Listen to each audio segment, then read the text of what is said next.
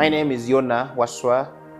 I'm the chairperson of National Council for Persons with Disabilities, but I'm also a person living with disabilities myself. I am deaf-blind. I have both visual and audio impairments. But at the council, of course, I'm responsible to all categories of disabilities. I'm here to take you through the journey of the National Council for Persons with Disabilities. This journey started way back in 1986 when the NRM government came to power, and it did recognize all special interest groups, including persons with disabilities. It was from this time that persons with disabilities then formed themselves into an organization that would advocate for their rights. But along the way, there was a realization that there was need to have a government body that is charged with ensuring the promotion and protection of the rights of people with disabilities. There was also a general understanding that in order for disability to be at the forefront, it needed to be recognized in the legal and policy domain of government. And it was from that the CA had one person particularly representing persons with disabilities, whose contribution ensured that the Constitution devotes two articles, particularly Article 35 and 36, and of course 32 respectively, specifically mentioned and recognized disability as an interest, a point of interest for the government. The outcome of that, of course, was that we then now saw 5 members of parliament specifically representing people with disabilities. We saw councillors at local government level, at least male and female, representing persons with disabilities. But still, the other urge to have a government body charged with disability matters continued. And that was realized in 2003 when the Parliament enacted the Persons with Disabilities Act, National Council for Disability Act, which then established this council. That law was since repealed by the Persons with Disabilities Act 2020 that re-established the council again. The beauty about the Persons with Disabilities Act 2020 is that it even gives the council now more mandate than the one that had been given to it by the National Council for Disabilities Act 2020. So, dear viewers, at the National Council for Persons with Disabilities, we aspire to be a model center for disability inclusion and participation. That everything that anyone wants to know about inclusion of persons with disabilities, participation of persons with disabilities, any information that you need to know, you are free to come to our office and we will be able to walk the journey, to walk with you the journey on how best you can have disability inclusion. The council exists to promote the rights and dignities of persons with disability. Whenever there is a right of a person with disability, we are there. You violate it, tomorrow we are there. You promote and protect it, we shall thank you. So for us, whenever there is a right, the council is there. The Act gives the council the following mandate. The council is mandated to be an authority whenever a question arises on the determination of a disability. We are also mandated by law to monitor compliance of disability inclusion by both state and non-state actors. The law further requires us, the council, to maintain a register of all organizations for and of persons with disabilities. We are empowered by law still to regulate the professional services that are offered to persons with disabilities. This includes sign language interpretation services, guiding services, life assistance services, and all other services of that sort. We are supposed by law as a council, we have the mandate of designing counseling and guidance services to persons with disabilities, their families, and particularly those who develop disabilities at a later stage. I was born with my disabilities. I think that every human being is supposed to be like me. Because it's the life I know. I have never been exposed to some other life. But just imagine, ladies and gentlemen, wherever you are watching me, just imagine if you lost your eyes today. Maybe the family would think you're going to die, your life has ended. But even in yourself, how do you transit from that job to another job? So the law mandates us to develop and implement guidance and counseling services. We are also mandated by the law to initiate development projects for persons with disabilities. We ensured in execution of our advisory role when the NSSF Act was in Parliament. We went as a council, and our view was that people with disabilities who lose their jobs find it hard to switch other jobs. So we advise that people with disabilities who are saving with the fund can be able to access 50% of their mid-term savings instead of 20% as the proposal was then. But we also said that whereas the proposal was people to access their money was 45 years, we said no. The people with disabilities, even if they are 40 years and they lose their jobs, they can't get. And I can proudly tell the nation that our proposal was taken by Parliament, and His Excellency did assign to the NSSF Act. And I can proudly say that persons with disabilities who have served with the fund for 10 years and they are of 40 years and above, and they can access 50% of their mid-term savings. It's an achievement that as a council, we are very proud. We have also been consulted. We have also approached the government, Parliament, on so many amendments of laws that are sensitive to people with disabilities. For example, the council was instrumental in providing feedback and guidance to Parliament when they were enacting the Mental Health Act of 2019. We gave our views, and most of our views were taken, and we thank Parliament for that. We have also ensured that parents no longer hide their children behind their houses, as the case used to be. If you just walked into the university or university around the country, enrollment has increased significantly of learners with disabilities compared to, say, 10 years ago. The argument people have been saying, is it that because there are many disabled people now than then? No. For us, we are proud because of the awareness raising, because televisions like UBC can pick interest and air stories like these ones. So we have gone on to inspire more parents, more people, and the enrollment in schools has gone high.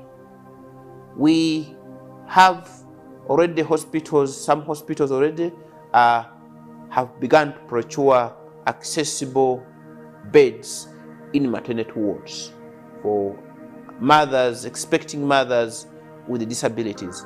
And all this is a result of our advocacy, but also awareness raising work. We know we received the complaints from I think Masaka, I think even Jinja. Some and many other districts, but these two ones are the most recent one, where the councillors, their personal assistants were not being facilitated by the by the local government whenever they go for meetings. We just wrote letters, and the feedback is good. They are now facilitating their helpers, and I call upon I call upon all stakeholders to be disability sensitive when they are budgeting, the budget holders. The parish development model, we are grateful that 10% is specifically earmarked for persons with disabilities. I can proudly tell the nation that we have raised awareness. We have written to all chairpersons of disability councils in all districts of this country, in all cities, in all municipalities, telling them to mobilize persons with disabilities in their respective parishes to ensure that they benefit from the parish development model. The other achievement that we have made is that some government institutions have begun now to hire sign language interpreters. The police, for example, the Uganda Police Force has a sign language interpreter. I think you always, members, my dear viewers, I think you always see whenever the police spokesperson is giving briefings, you'll see the officer doing signing. That is the result, part of our efforts of ensuring that everyone accesses information on an equal basis with others. Universities are paying for helpers of learners with disabilities who are on government sponsorship. If a learner with a disability is admitted in a university on a government sponsor and they require a personal assistant, the universities are paying salaries for those personal assistants. And all that is an outcome of our advocacy work. But viewers, like you know, in a journey, it has their valleys and hills. The council also has a few challenges. Our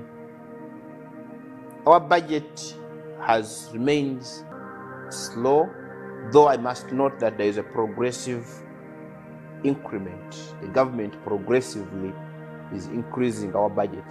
It has remained slightly lower, so it may not be able to make us do how much we would wish to do. But of course, this is a general problem. Scarcity is everywhere, even in heaven. I think there must be scarcity. That's why you see there was a fight between Lucifer and so the other challenge that we face as a council is that at times some state and non-state actors are not aware of our work. So when you write to an agency telling them about their inaccessible nature, some of them take long to respond, some of them ignore us, and so on and so forth.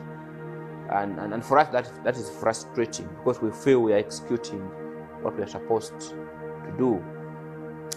Of course, the other challenge also is institutional in nature. We are still understaffed. We would wish to have regional offices so that a person with disability whose rights have been violated, say in Kotido, does not have to come to Kampala, but maybe they can go to Soroti, or we have a Kotido office. If someone's right is violated in Kisoro, can they go to Kavale or Barara like that? So we aspire to have regional offices, but now because of the human resource inadequacies, our offices are still here. But the good news is that we have district councils in all districts, in all municipalities and in all cities.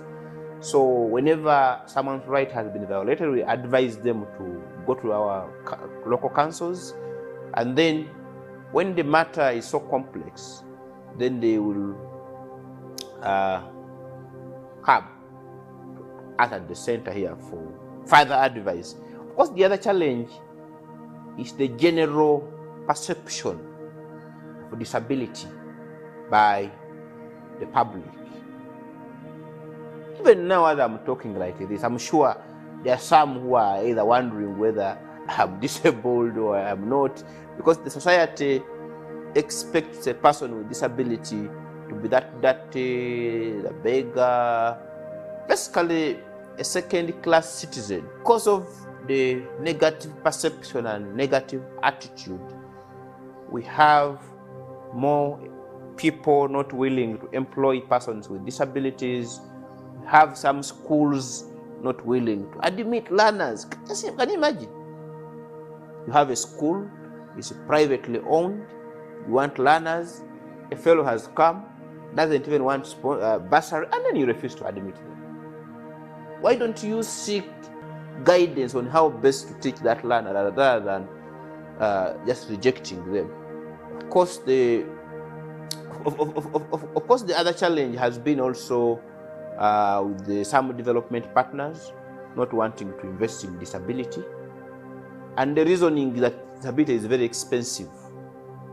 That, you know, when you need to have Waswa move from wherever they are to come to UBC here, then you need to have him with his personal assistant. So when you're giving him transport, you are transporting two people. If you give him a cup of tea, you bring 2 cups of tea. So disability has attracted less partnership from the development angle. And the fact that we are a signatory to the various United Nations treaties, the Sustainable Development Goals, and where we intend not to leave anyone behind, it is just imperative that people who are in the development world consider disability. In fact, it is more vulnerable. So in an ideal case, disability would be requiring, again, more funding and more support technically than probably other special interest groups. Having said that, there are points of way forward, how I think jointly you and I, the viewer and myself and everyone, can do to propel the disability sector to a higher level. 1, recognize the council. The council and its mandate. When the council issues corrective orders as provided for by law, please comply. Because, you know, viewers, when you plan for a person with disability, you may be thinking that you are planning for me what's for today, but on earth here before you die, you never know. Either you or your children or the grandchildren. So when some of us are saying that, please, let's make the world accessible, other people think we are saying it for our sake. And yet, we just want to make this world more accessible. I have to tell you that the interesting bit about the National Council for Persons with Disabilities, we wouldn't want to have more people with disabilities increase, the number increase. But unfortunately, that number is increasing every day. There are the accidents, the fall sick, and so on and so forth. So when we issue corrective orders, kindly comply. Secondly, for those, the budget holders at various levels, when you are budgeting, could you please be disability sensitive? And for avoidance of doubt, as a council, we don't promote special places, special positions, special for people with disabilities. No. What we promote is disability inclusion. That if you are budgeting, for example, and you say, okay, this year we are going to buy hearing aids, maybe 10 of them or whatever. Those hearing aids, when that fellow puts them on and they can hear, then their productivity at the workplace is going to increase. So in a way, you benefit, and the user equally benefits. So I call upon the budget holders to be disability sensitive. Of course, budget goes with planning and budgeting. The other area that is sensitive, which I think moving forward we have to cooperate with the UBOS and other bodies that are charged with data collection, is the issue of data. Is only if we have authentic statistics of persons with disabilities that we are going to adequately plan and budget for them. So I call upon all agencies that are charged with data collection to pick, and management to pick interest in disability, partner with the council to ensure that we register, we identify and know the actual number of people with disabilities in this country. The other area that is of critical interest is around education. The Ministry of Education and Sport should ensure that learners with disabilities at all levels adequately access education. We should ensure that people with disabilities, as they enroll, they study until completion, because our study findings indicate a variance between the enrollment rate and the completion rate. And the question is why?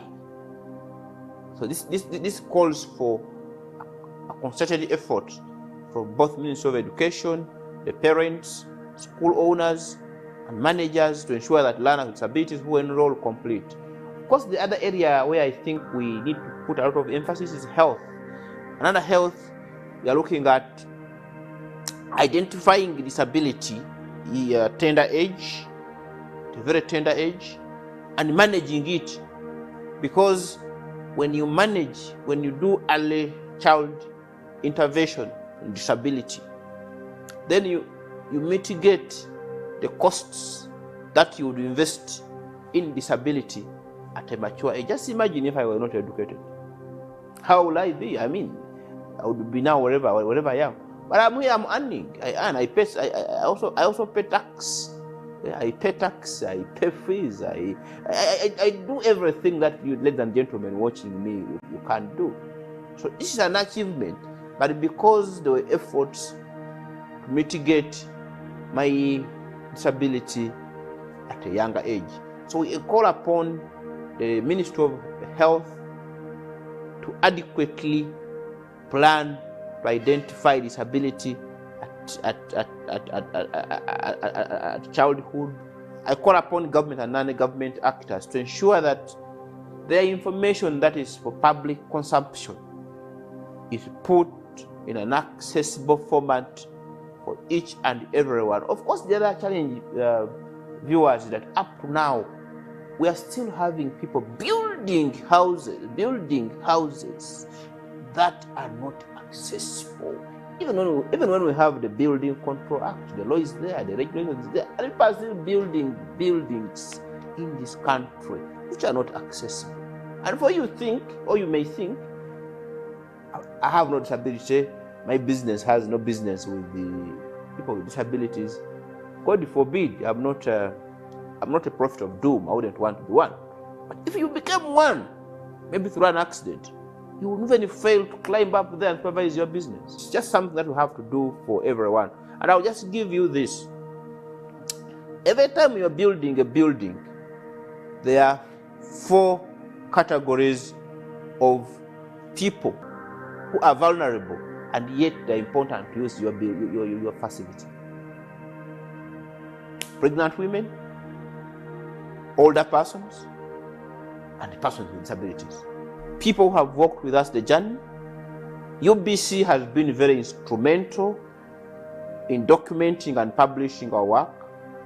The government of Uganda, the Ministry of Gender, Labour and Social Development, and of course His Excellency the President, Yoweri Kaguta Museveni, who even has continued to appoint people with disabilities in various offices, including ministerial appointments. We are very grateful to His Excellency. We are grateful to the ministries that have continued to support disability. course, like Oliver Twist did say, we need more. We thank development partners like UN Human Rights, who has walked this journey with the Council of ensuring that we compile the status report on disability and submit it to the UN Committee of Experts, which is going to be done in October. So I thank UN Human Rights for that. I thank development partners like Action on Disability and Development, Site Savers International, and Light for the World, among others. Of course, NUDIPU, and all organizations of persons with disabilities that have supported the Council for this march. I say all this for God and my country.